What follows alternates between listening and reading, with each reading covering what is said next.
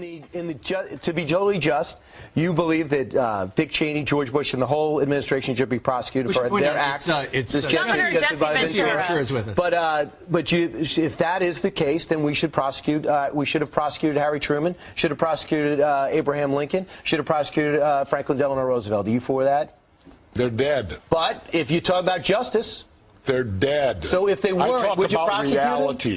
Them? You're giving me a hypothetical that's bullshit. I'm giving you a hypothetical because you're making up Rosie O'Donnell-like scandals that says that 9/11 was an inside job. Well, why are you not allowed to ask anything about it? No, why, when concluded. you approach the government, I approach the government. I read everything possible. I watched all the hearings. You're right. I haven't read. You looked at my reading list. Have you read the 9/11 report and you think it's a piece of fiction? No, I believe everything in it. I believe my government's never lied to me, have they? Let's see, where should we start? The Gulf of Tonkin incident? Now that took us into war in Vietnam. They've now admitted it was a lie. So 58,000 of my generation were killed based upon a lie. But that doesn't count, does it? What does that have to do with 9/11? That shows that we will lie to go to war. We've been doing it for years. We will continue to do it. The Gulf of Tonkin incident, did you believe that? Well, you probably weren't alive then. I apologize for not being alive then. Well, it won't happen again. Well, I was alive. Okay. But and I remember our president sitting on TV telling us our boys are floating in the water. Because of that, you'll never believe anything. False. And because of that, you'll never believe anything. But they lie all the time. Have you been in government? No, I have. All right, so that's so I've never been in the NFL, but I could watch a football game and judge what's going on. Why do we have the CIA embedded in all state government when their mission statement says that they're not? The question. If you just say one thing, you don't think the CIA has our best interest in mind. You don't think our intelligence branch. I never said any of that. But your questions and conclusions only lead to that one statement. That you think everyone's against America, the government's against America. True. Always remember, dissension's the greatest form of patriotism. Tom Jefferson said that. Tom, you were alive then? No. You're going to insult me. I got to go to radio. Yeah. All right, Jesse. Take care. He's leaving. Jesse, I do have to say that I think Brian probably has read every word from the whole 9/11 situation. He's passionate about it, as you can see. Well, I am too. But and I agree with you that there's been covert activity over time, no doubt, where the government has not told its people every single thing that's gone on. I don't think anyone they rarely is surprised. do. But when it comes to 9/11, are you so sure? No. No, but I ask questions, and what perturbs me is that you don't get answers. Nobody wants to talk about it. This event that changed our entire history of our country, why aren't we allowed to discuss it?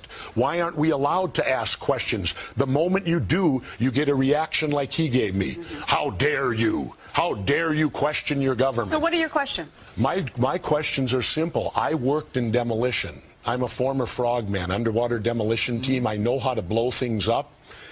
How could the buildings fall at the rate of gravity? Basic physics tells you that can't happen. Yeah. And how did the cement get so pulverized?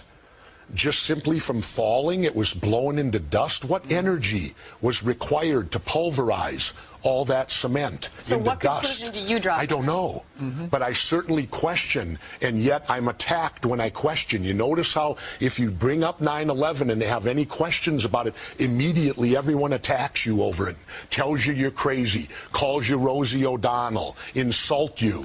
Why? Because I ask questions? I think a lot of people, Jesse, figure, well, you know, that 9/11 report came out, it said it was those guys over there, it was those Al-Qaeda guys. So people just go, okay. They've formulated an opinion in reasoned manner, and that's what happened. Now, they can't know for sure that all of that happened per se, but, you know, you do ask a lot of questions, and that's what your book is about. Don't Start the Revolution Without Me is about. It's about asking questions. And I thought in our country that was good.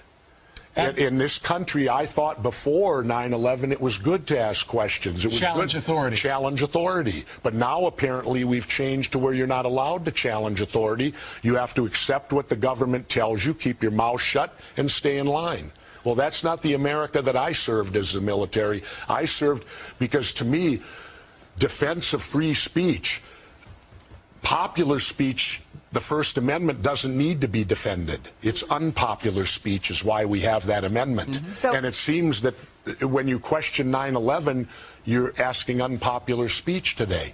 So you would also like to question the Obama administration. It wouldn't just be the former Bush administration. Oh, I'd like to question everybody on it, because to me it doesn't, what happened that day, there are so many unanswered questions, and even the relatives, you saw the protests at the 9/11, and since when do you bring in witnesses that don't have to testify in open, where they're brought into closed door rooms and allowed to testify together? Let me get your pulse on what's been happening